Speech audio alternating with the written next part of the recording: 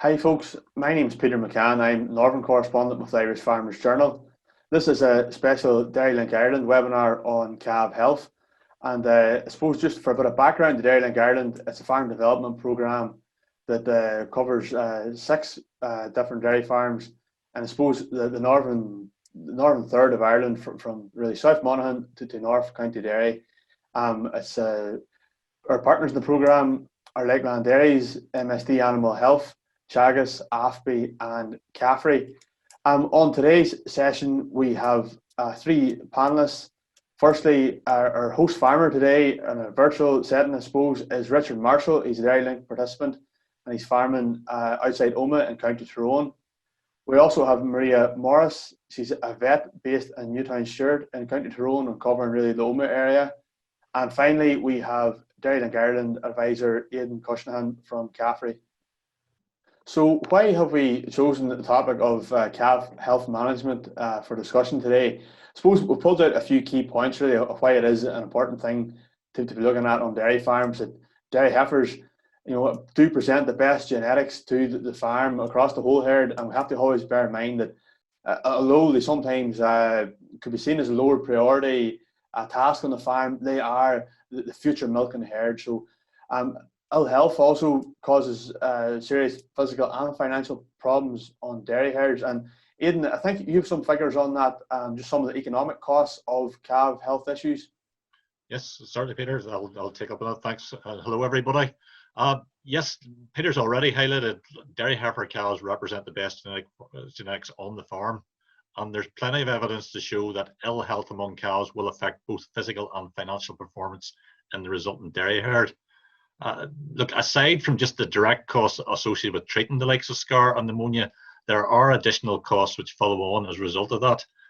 Namely, cows which suffer from scar or pneumonia have been shown to have an increased age at first calving when they do enter the herd, that is, if they enter at all.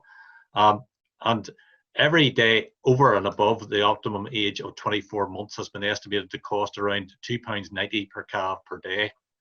And when you look at Greenmount benchmarking figures here at the minute, showing an average cost of around £1,900 to rear a dairy heifer replacement, and perhaps add on another month, perhaps maybe even 2 months on the top of that, in terms of age of first calving, you can see that that significantly adds on to the cost of rearing that animal. Over and above that, there's also a physical impact, and that there's research evidence to show out there that calves that have been affected with scar or pneumonia on average can have a reduced milk yield in the region of about 500 litres in their first lactation in comparison to their healthy counterparts.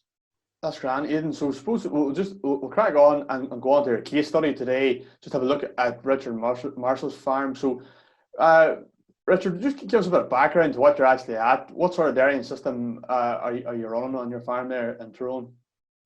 We currently are milking about 140 cows, predominantly autumn calving.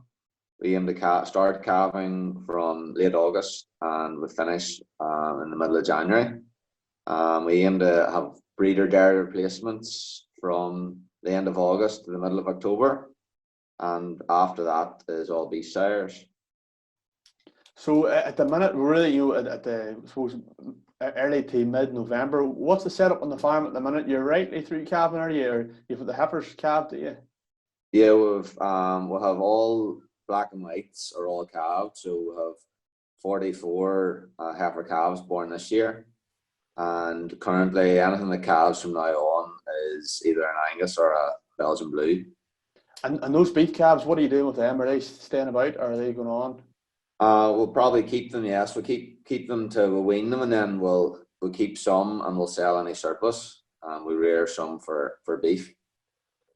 And just the last point in the slide there, you have a low age of first calving, 24.6 months. It's really, I suppose, what we would say is on the money. That would indicate to me anyway that you're doing the thing right as far as hitting live weight gain targets and that sort of thing. But sure, we'll come on to that later on. Also, Richard, then your actual main calf rearing unit, it's a fairly new shed from memory, isn't it? That's been built only a few years ago. Just can you really describe to us what's in the unit and what your thoughts were at the time when it was being designed? Yeah, so about 3 years ago, we decided to upgrade our calf rearing facilities. We went for a 5 bay shed that's 35 foot wide. So it's 5 pens, it holds 15 calves each. We have an automatic calf feeder in it that does 3 stations, and there's 2 other pens that have to be fed on buckets and teats. When our old shed lacked ventilation and was crowded, so they were 2 things that we definitely wanted to improve in our new shed, which I think we have done.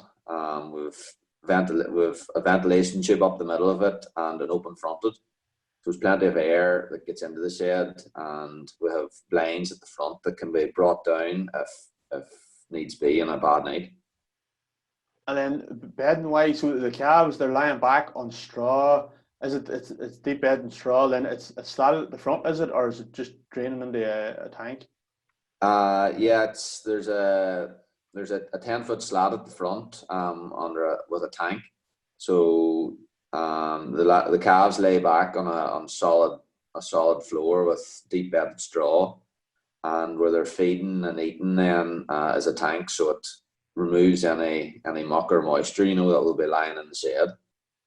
And then just so I suppose the new shed, it's hitting all those boxes that we'd often talk about. The ventilation, good drainage, good light, and the ventilation and the air moving in particular is really important and can be lagging in some sheds. Just the final thing there on your setup, who really is on the farm at home, and who's really tasked with looking after the calves? Is it everyone has a go at it, or is it someone in particular? And how much labour is taken up? I suspect maybe not as much as it used to be with this new shed.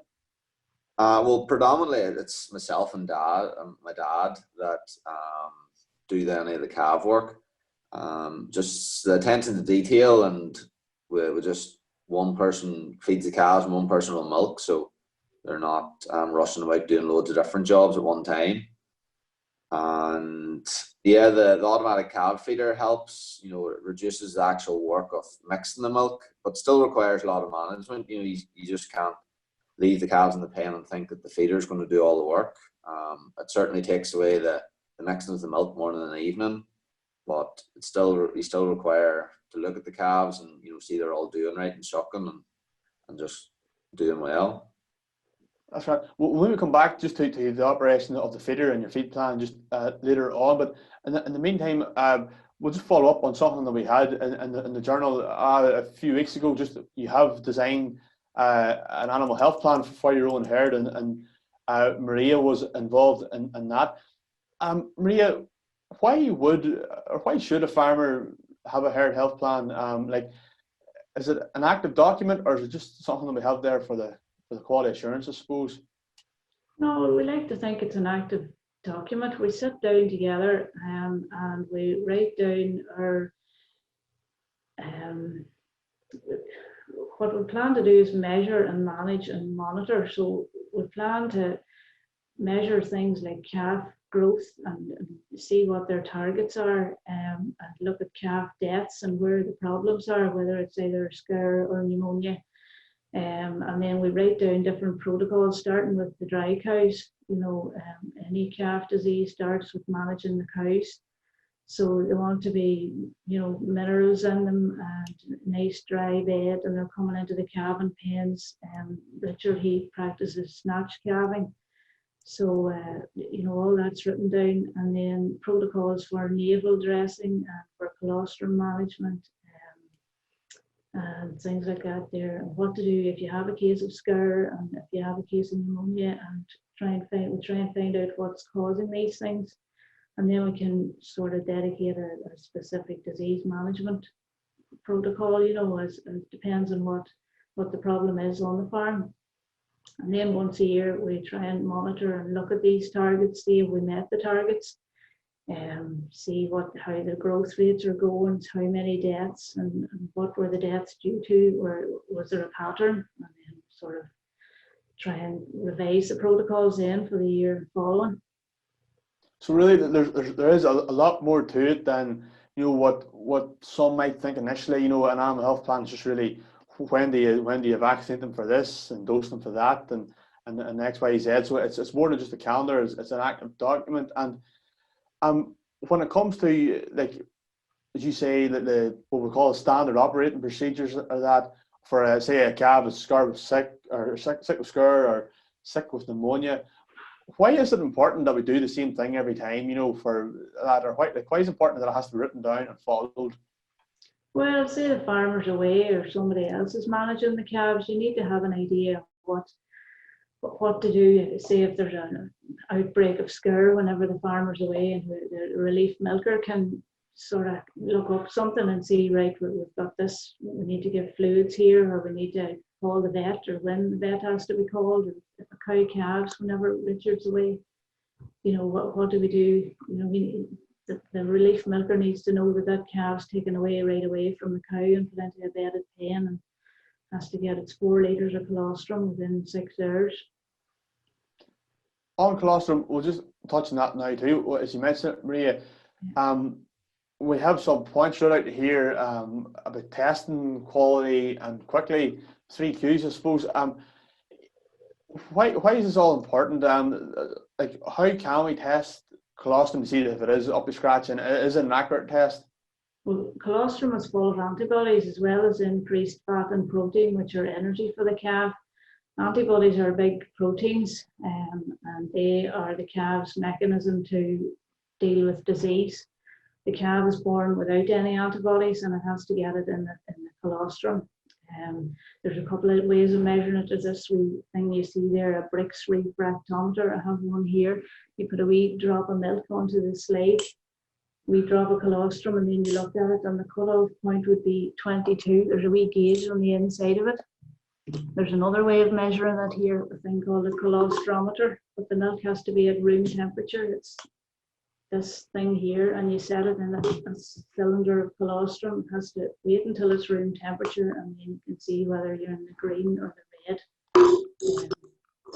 Poor quality colostrum means that your calf will not have enough antibodies to fight disease, so it's really important that they have good quality colostrum, and it has to be given quickly.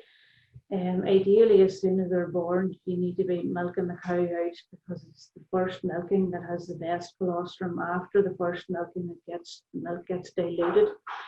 So we really need to go with the first milking. So good quality colostrum. If it's poor, then you'd hope you'd have a store of any good quality colostrum in the freezer, which you can defrost and give to any calf whose cow has poor quality colostrum. These large proteins, which are antibodies, they're absorbed from the gut wall. These pores in the gut wall will close after 24 hours. So it's always a race to get the antibodies in through these pores in the gut wall before 24 hours. But after 6 hours, the pores close down. So ideally, you want to get the colostrum in before 6 hours, and ideally within the first 2 hours. That's grand. And just on the feeding thing there, it might seem like a silly question, but doesn't matter if you're, you know, as Richard would be in a block calving system, very busy when cows are calving.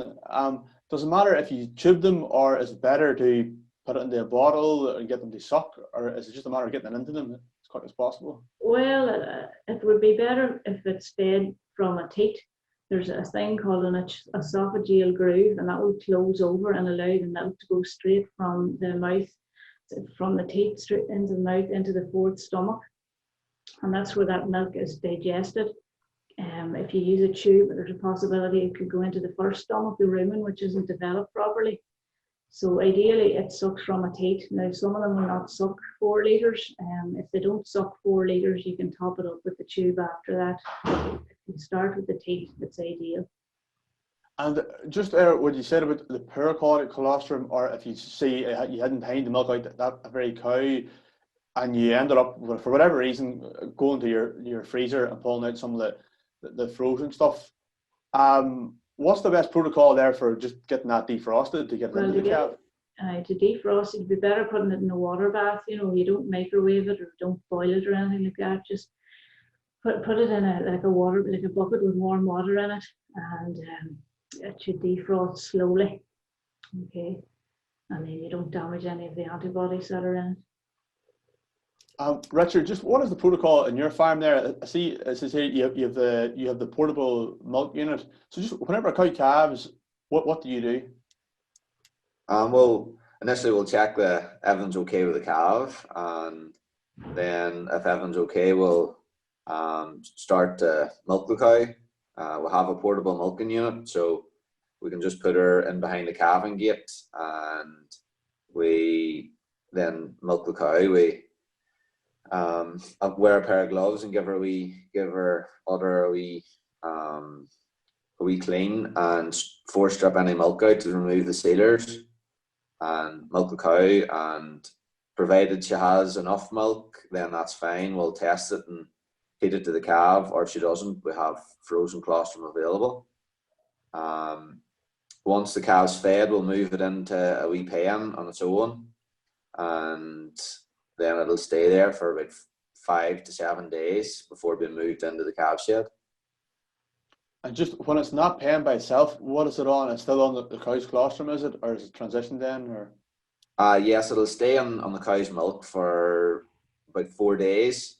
Then we'll transition it on to powdered milk, with going half cow's milk, half powdered milk for a few days, and then after about 6 to 7 days, it'll be on powdered milk. And at that point, then it moves to the new shed, the big shed. Yeah, and it'll go onto the feeder. All right. I'm just thinking, when we're talking about colostrum management, unis can always be considered an issue, and I'm just wondering, what Maria's thoughts might be in terms of what she's experienced with clients herself, and what suggestions she would make in regard to managing that. Well, farmers can test for Johne's through their milk recording or from blood samples. Johne's is a chronic wasting disease which is picked up by calves through feces or through. It can cross the placenta from their mother, and the feces on the cow's teats and the colostrum will spread it as well to the calves, and it lays dormant in the calves until they get older. So we want to try and prevent the calves from picking it up. So if you know that you have a Johne's positive cow, you don't keep the colostrum from those cows, and ideally you'd be calving those cows in a different calving pen, because you don't want them contaminating the calving pen, because everywhere they dung or they leak colostrum or anything, that could be a source of infection for newborn calves. So we need to manage them differently. If you do have Johne's positive cows, if it could maybe a wee red tag or something put in their ears, so everybody knows that those cows, whenever they start to calve, they have to go to a different area to be calved and to get frozen colostrum for their calves. We're told there that the issues of scur is the main problem, or the main cause of calf deaths in the first month of age. So, Maria, just calling you again and your expertise in this, can you talk us through just really the factors that often lead to scur problems in calves, and how can we deal with them, really prevent them in the first place? Ideally, if you get the colostrum into them, it is a big factor. If there's failure of passive transfer of antibodies into the calves, they have no immunity against all these diseases such as E. coli, rotavirus, coronavirus, cryptosporidium, and they need antibodies to fight these. So the best way of getting antibodies into them so as they can fight these is to get plenty of good colostrum into them, 4 litres within 6 hours. And a clean, dry bed, because if they're being born into a dirty environment, then we're going to have problems that they'll pick up these bugs before they get the colostrum possibly. So we need to get the colostrum in before the bugs get in. And if they're cold and stressed, and if there's poor hygiene, it's just a big problem. So Richard has everything down. It's very clean where Richard is there.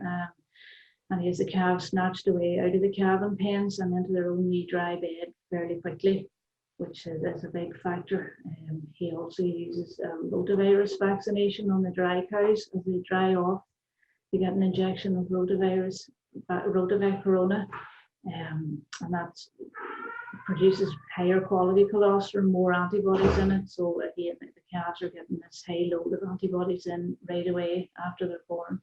And that is a big factor in preventing any scur. Crypto can be a really difficult a problem for some farmers to overcome. Maria, what's the advice there on preventing it, and if you do have it, treating it or trying to stamp it out? Well, I think if any farmer is having any bother with scare, they need to contact the vet. The vet can do a little rainbow scare test, which is like a 10-minute test. So we'll know right away if there is crypto present or not. And if there is, then we can go in with, there's a Halocure, you call it. You give it every day for the first 7 days of life on a full stomach. You give them a dose of, you give them their feed first and then the dose of Halocure every day for 7 days. It stops the cryptosporidium replicating. It doesn't kill it completely, but it stops it replicating, so it reduces the burden of disease.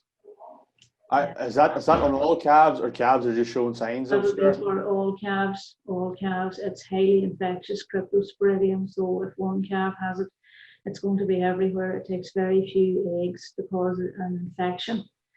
There could be millions of eggs in the environment. It could take as little as 10 eggs to cause a scare infection for crypto. So all calves would need the Halocure. The other then one, Maria, is after that, after the month-old, we're often told that it's pneumonia is the key problem up to 5 months of age. I think even a longer list of factors here affecting it, or how can farmers take preventative steps there? The biggest cause of deaths in calves 1 to 5 months old is pneumonia. And it's multifactorial. There's viruses, bacteria, and sometimes worms, if they're outside, can be involved. A big factor is failure of passive transfer of the antibodies whenever they are getting their colostrum. If they don't get enough colostrum at the start, you get they can't fight these viruses as well as they should. If the housing is poor, as in poor ventilation and damp conditions, then viruses don't survive drying. So if you have good ventilation and plenty of good fresh air coming in, the viruses don't stay around, or they're flushed away, and the calves don't inhale them. They mostly inhale these organisms or nasal discharges, and it spreads it. So the calves need to be in a good ventilated house with good drainage, and they're warm. If they're too cold, and it just makes them more prone to being stressed, and anything that stresses them is going to increase their risk to succumbing to pneumonia.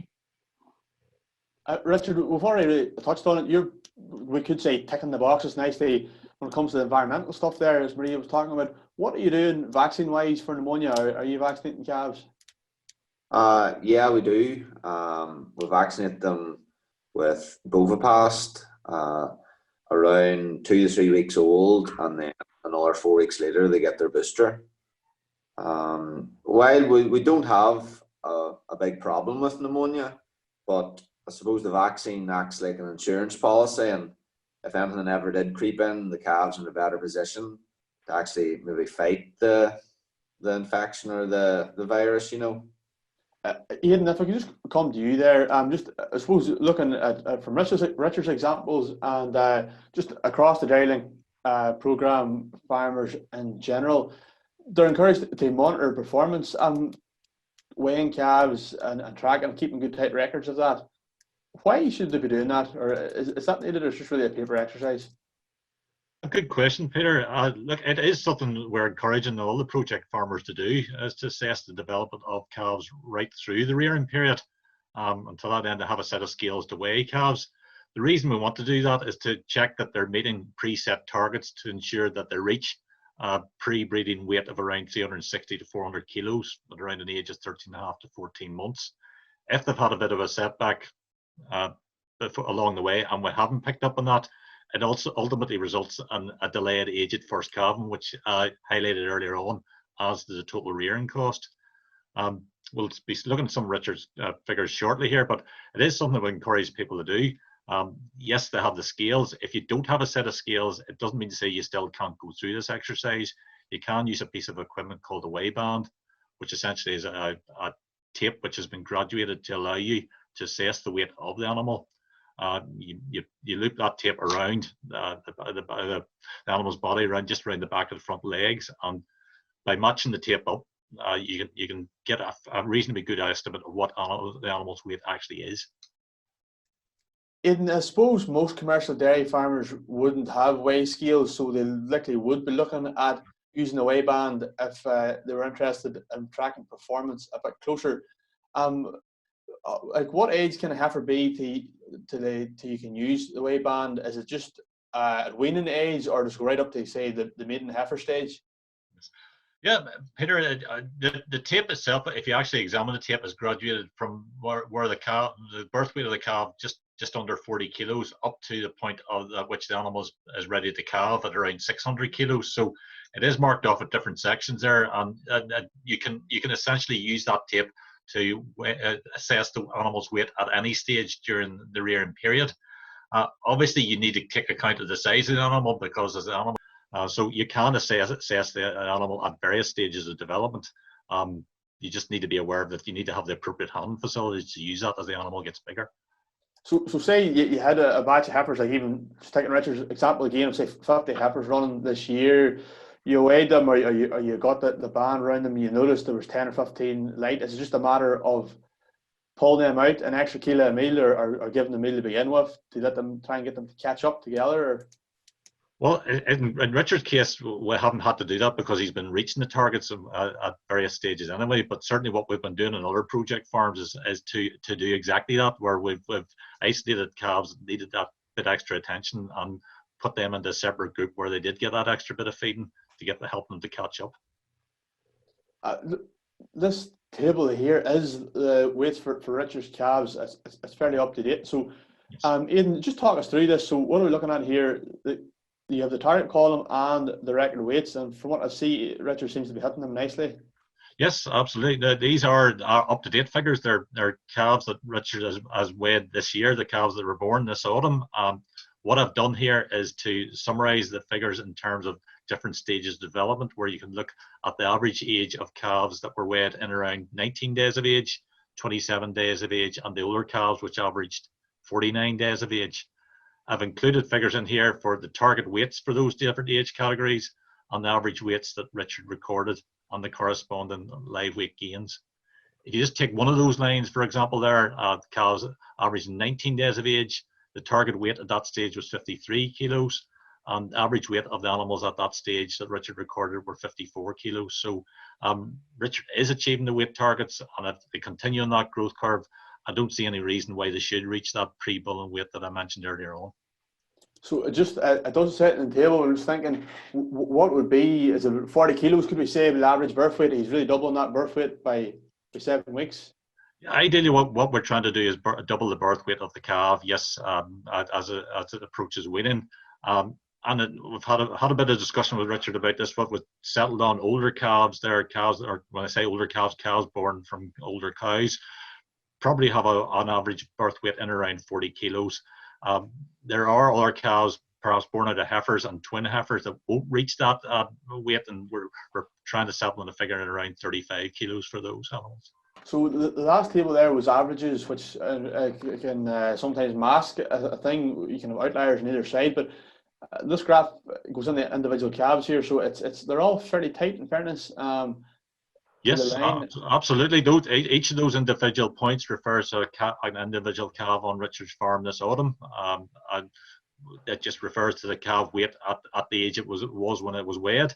The black line in there is the target line that was set for those calves, and you can see the majority of points are above or near enough that line.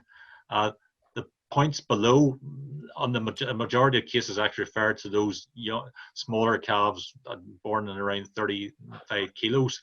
In terms of their actual live weight gain, it's more than satisfactory. There are actually only 3 calves out of that batch of calves, from what I remember, had a live weight gain of less than half a kilo a day. Richard, we were talking earlier there just about the calves as they come out of that wee individual pen after 7 days. So that calf is fully transitioned on the milk replacer. It goes into the new shed with the automatic feeders or the buckets. So just talk us through from that stage, what is the feed plan right through then after they come out of the individual pen? Well, they come out of the pen and then they go into the calf feeder ideally. So we'll fill it first. We'll try and fill all 3 pens in it first, and then we feed the other 2 pens whenever the other pens are full and buckets. So the feeder, it sets it. I put their age in of 7 days, and it'll build them up on milk replacer and volume and concentration of 160 grams a litre, up to 21 days, and then it's sort of flatline, keeps them steady at around 7 litres a day. And on day 42, it starts to wean them, and by day 65, I think they're virtually weaned. And the buckets is a lot harder to do that in.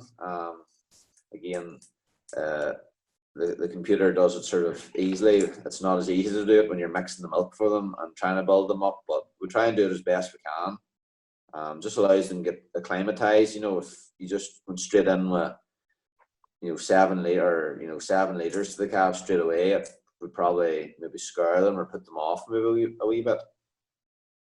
The first year when you were in the new shed, when you had automatic feeders, I was just wondering, that's a very nice bit of weaning there over that fortnight.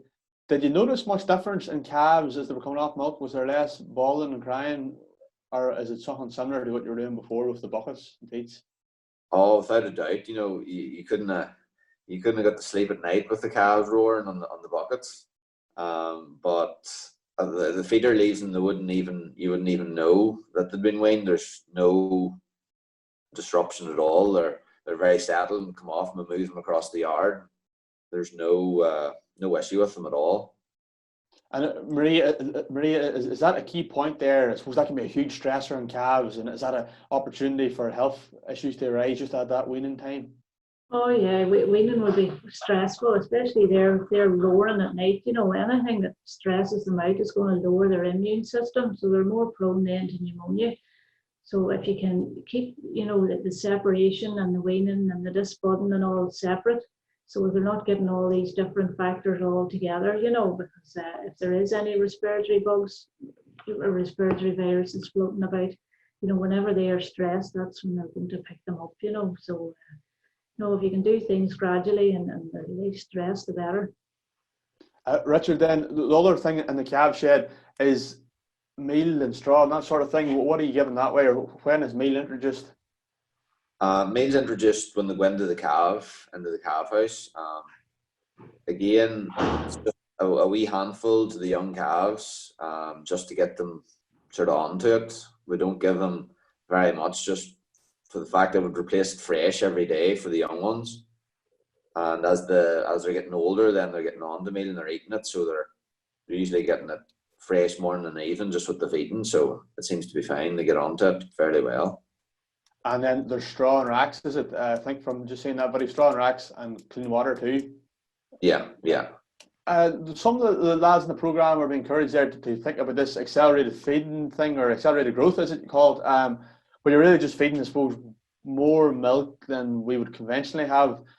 Give us a bit of background to that. Like, how much milk are we actually talking about when we're talking about accelerated growth? Well, we're sort of in the ballpark that Richard's been talking about here in terms of accelerated growth program.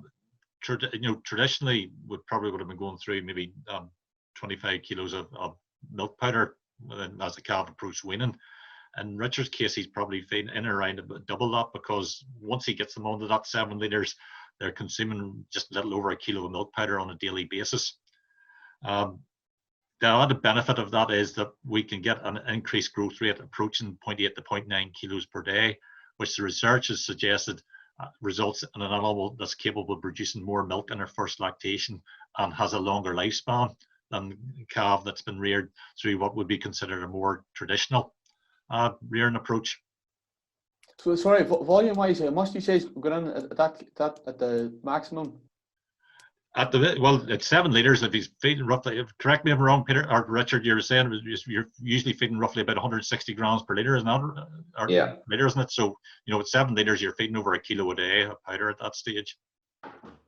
And it's especially, I should stress, it's what Richard's using is especially formulated powder to avoid any nutritional disorders that would be encountered if you were feeding what we regard as a more traditional type milk powder at that feeding rate.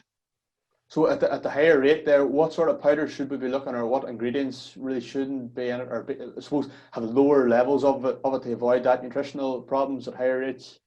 Well, that's a good question. Look, one of the things that there is a risk of, and I'm sure that Richard and Maria might want to comment on this as well, is that if you feed too much powder, there's always a risk of scar. These powders have been formulated to try to reduce that risk in the first place. The powders also generally tend to have a bit extra protein in them to encourage growth of that calf, to get those growth rates that we were talking about. In Richard's case, I think your protein content was around 23%. Wasn't that right, Richard? Yeah. Yeah. So, Maria, if you do have a calf with scar there, what would be your advice if you don't have a health plan read out in detail of standard operating procedure?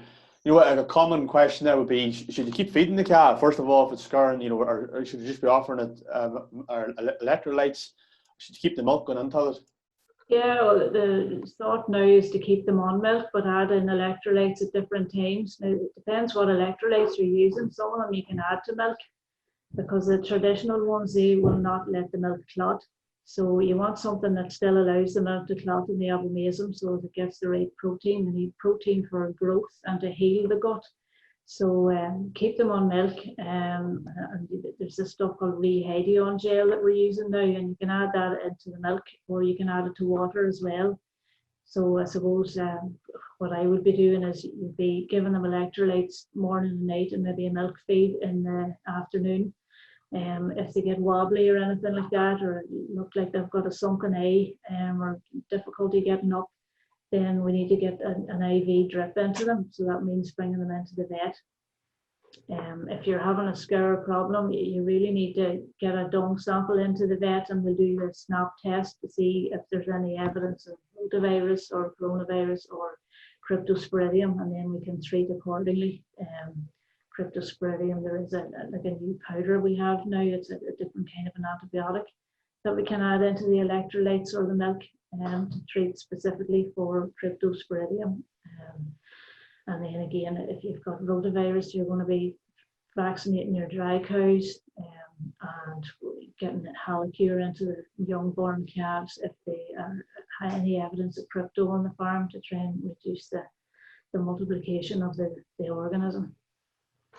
I just, in your answer there, Maria, I think you mentioned the C word, coronavirus. I thought we were going to have half an hour when we weren't discussing that, but there you are. It seems to creep on everywhere these days. So. Coronavirus and calf scare actually isn't all that common. Rotavirus and cryptosporidium would be more common, but no, it's not a big problem, and it's not something that it's in the vaccine, so it is. But it's we don't see it too often now, thank goodness. Folks, it's going on, so I think we'll just maybe wrap it up with a few take-home messages from this evening's webinar. So what have we really been looking at? Effective calf health. It does yield benefits for your farm, as Aidan went over at the very start. Physical performance, but more importantly, I suppose, it really comes down to economics too, and it is financially beneficial to put in the time and effort. With calves, they're the best genetics, they're the future milkers. Animal health plans too can't be overstated enough. They're more than just a calendar, more than just a commercial document of different JAGs and doses and trenches. So there's a lot more to it than all that. As Maria said at her opening a bit, monitoring rates of sickness and deaths, and also, as Aidan was talking about, going right through, monitoring calf weights the whole way through, identifying if you have a problem. Are those heifers on target to calve down in 24 months to reduce your whole replacement cost? Colostrum, the 3 Qs, quality, 4 litres, quality tested, the quantity up to 4 litres, and quickly, as Maria says, ASAP, but definitely in the first 6 hours, preferably the first 2 hours, get it into them. A good critical look of your farm in all respects, I think, is just a fantastic thing for any farmer to do. Always be critically analysing what you're doing, but particularly your calf rearing environment. And Richard has obviously developed from the video clips there a fine calf shed. There's a lot of thoughts went into it. There's just a lot of issues. Folks, at this point, I'd just like to thank the 3 speakers, Maria Morris, Richard Marshall, and Aidan Cushnahan. Also, thanks to our partners in the Dairylink Ireland programme, Lakeland Dairies, MSD Animal Health, AFBI, Chagas, and Caffrey. You can read more about the Dairylink Ireland programme, weekly updates from the programme farmers in the print edition of the Irish Farmers Journal every week. Those articles are available online too, as well as additional video content and podcast at ifj.ie/Dairylink. Thanks for viewing, folks.